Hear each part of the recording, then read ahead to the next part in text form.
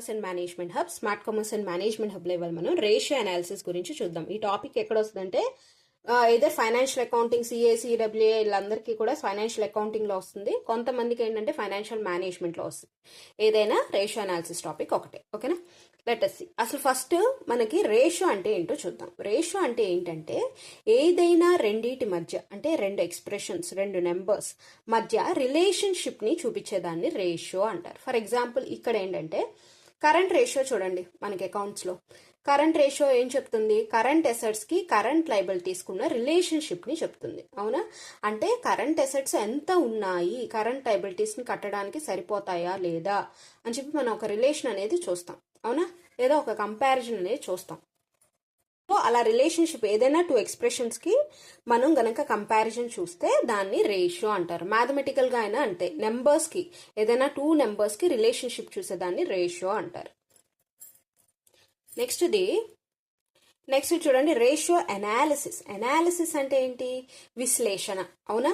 తెలుగులో విశ్లేషించడం అంటే ఎప్పుడైతే మనం రేషియో కనుక్కున్న తర్వాత మనం ఏం చేస్తామంటే, ఒక కంపెనీస్ ఏం చేస్తాయంటే ప్రీవియస్ పీరియడ్స్లో దీనికి ఇప్పుడున్న పీరియడ్స్లో వచ్చిన దానికి కంపారిజన్ అనేది చేస్తాయి, అలాగే ఇంటర్ప్రెట్ చేస్తాయి, తర్వాత డెసిషన్ మేకింగ్ చేస్తాయి. ఇవన్నీ కూడా అనాలిసిస్ కింద వస్తాయి. ఓకేనా?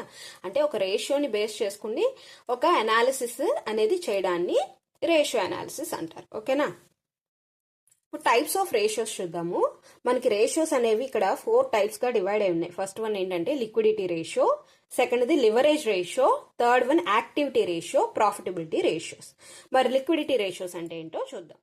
లిక్విడిటీ రేషియోస్ ఫస్ట్, దీన్నే షార్ట్ టర్మ్ సాల్వెన్సీ రేషియోస్ అని కూడా అంటారు. ఈ లిక్విడిటీ రేషియోస్ ద్వారా మనం ఏం తెలుసుకుంటామంటే ఈజీగా మన అసెట్స్ అనేవి లిక్విడిటీలోకి కన్వర్ట్ అయిపోయే, అంటే లిక్విడిటీ అంటే క్యాష్లోకి కన్వర్ట్ అయిపోయేవి ఉన్నాయా లేదా మన దగ్గర, మనం ఈజీగా మన షార్ట్ టర్మ్ లయబిలిటీస్ని పే చేసే మనకి ఎబిలిటీ ఉందా, సామర్థ్యం ఉందా లేదా అని తెలుసుకుంటాం అనమాట ఈ లిక్విడిటీ రేషియోస్ ద్వారా.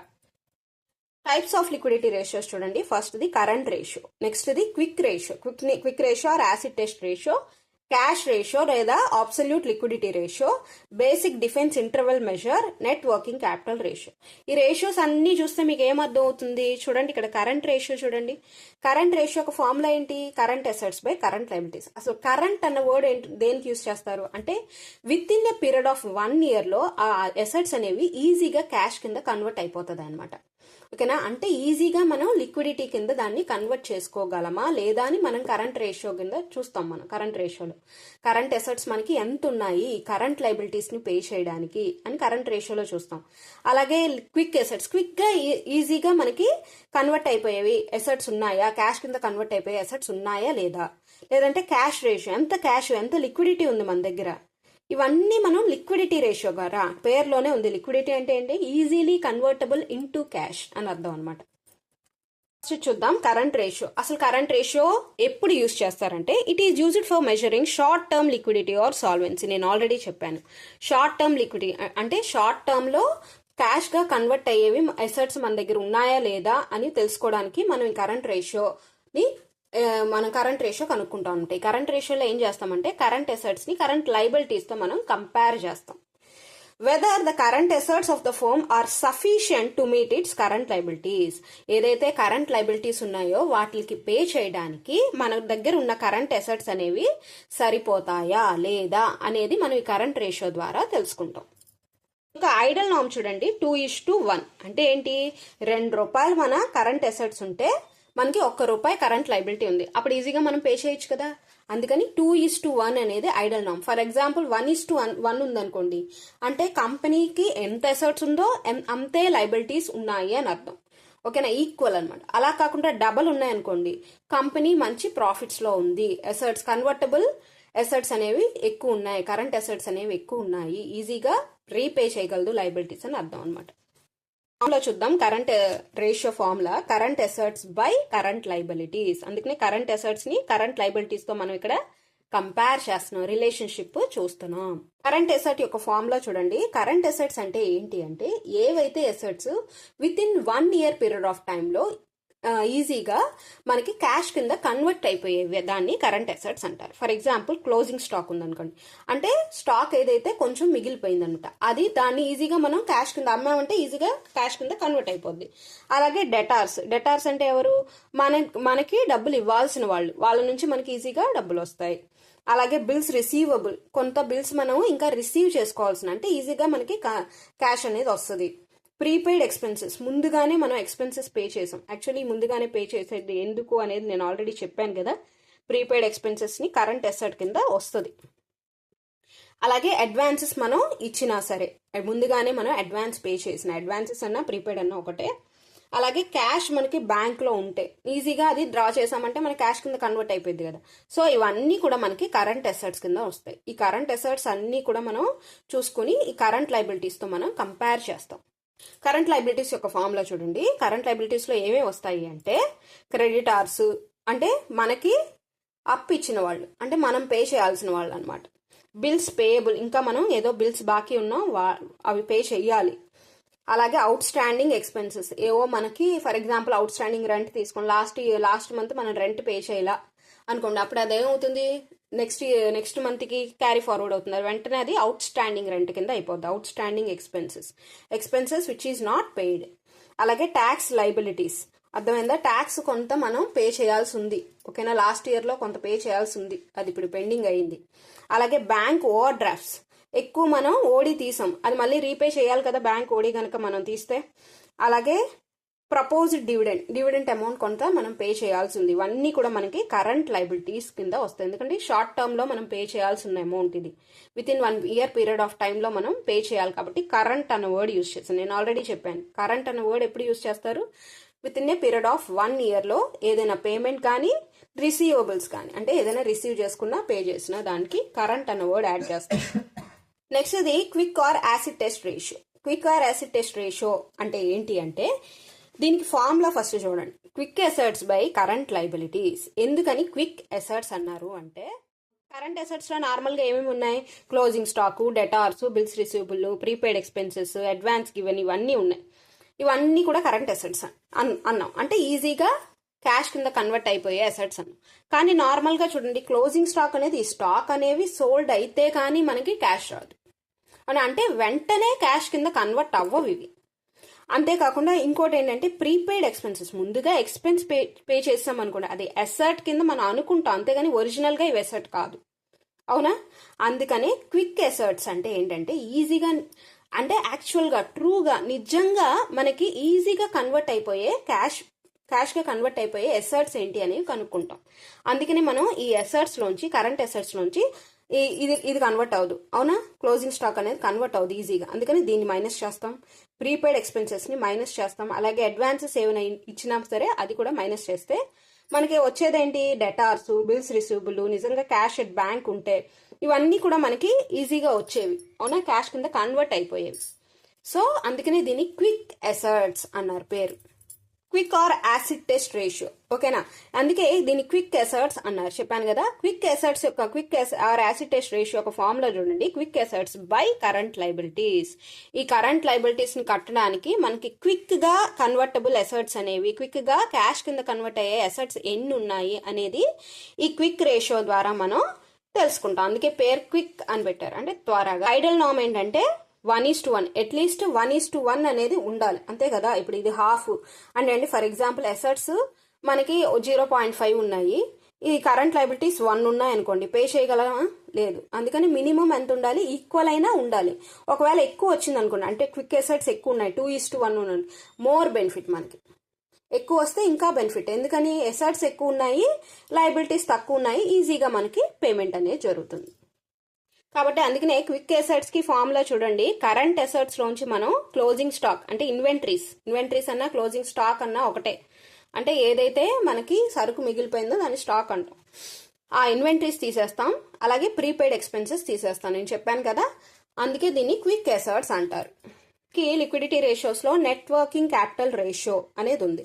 నెట్ వర్కింగ్ క్యాపిటల్ రేషియో అంటే ఏంటి అంటే, వర్కింగ్ క్యాపిటల్ అంటే ఏంటి, మనకి ఏదైతే డే టు డే ఆపరేషన్స్, అంటే day to day business transactions అనేవి జరుగుతున్నాయో ఆ జరగడానికి మనకి స్మూత్ రన్నింగ్ ఒక కంపెనీ అనేది స్మూత్గా రన్ అవ్వడానికి, బిజినెస్ ట్రాన్సాక్షన్స్ అనేవి ఏ ఆటంకాలు లేకుండా రన్ అవ్వడానికి మనకి సఫిషియెంట్గా మనకి అమౌంట్ ఉందా లేదా, బిజినెస్ ఆపరేషన్స్ జరగడానికి మనకి వర్కింగ్ క్యాపిటల్, దీన్నే వర్కింగ్ క్యాపిటల్ అని కూడా అంటారు. ఎందుకంటే ఏదైతే బిజినెస్ ట్రాన్సాక్షన్స్ అనేవి స్మూత్గా జరగడానికి మన దగ్గర సరైన పెట్టుబడి ఉందా లేదా అని తెలుసుకోవడమే ఈ నెట్ వర్కింగ్ క్యాపిటల్ రేషియో యొక్క పని. ఓకేనా?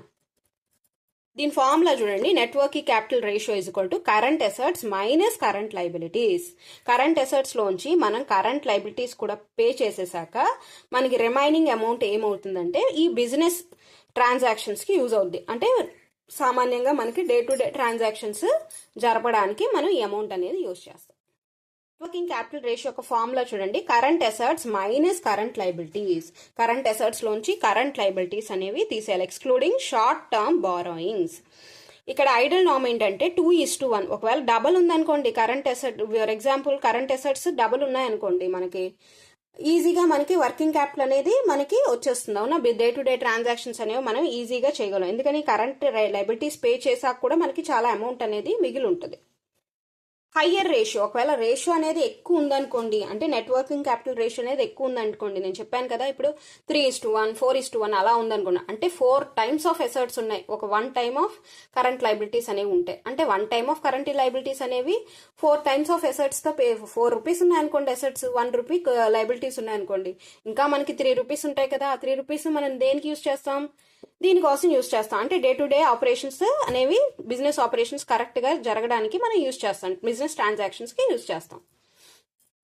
Next leverage ratio. నెక్స్ట్ ఇది లివరేజ్ రేషియోస్ ద్వారా ఏంటి అంటే మనకి దేనికి యూజ్ అవుతుందంటే, ఒక ఫైనాన్స్ కానీ ఒక బిజినెస్ అనాలిసిస్ కానీ ఎలా యూజ్ అవుతుందంటే, ఒక కంపెనీ అనేది ఒక డెట్ తీసుకుందనుకోండి, ఆ ఇంట్రెస్ట్ అనేది పే చేయగలదా, దానికి అంత సఫిషియంట్ అమౌంట్ ఉందా లేదా అని ముందే అనలైజ్ చేస్తారు. ఫర్ ఎగ్జాంపుల్ ఒక 10 lakhs డెట్ తీసుకోవాలనుకుందనుకోండి, ఓకేనా?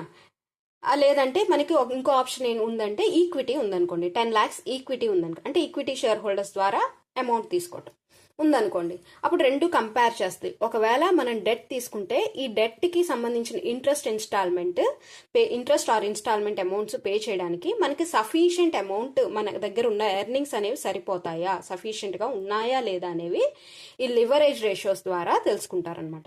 అంటే ఫైనాన్స్ డెసిషన్స్ కి డెట్ తీసుకోవాలా, ఈక్విటీ తీసుకోవాలా ఫైనాన్స్ కి, అంటే పెట్టుబడి పెట్టడానికి అనే డెసిషన్స్ అన్ని కూడా ఈ లివరేజ్ రేషియోస్ ద్వారా మనకి తెలుస్తుంది. They help investors, creditors and management understand the financial risk and stability.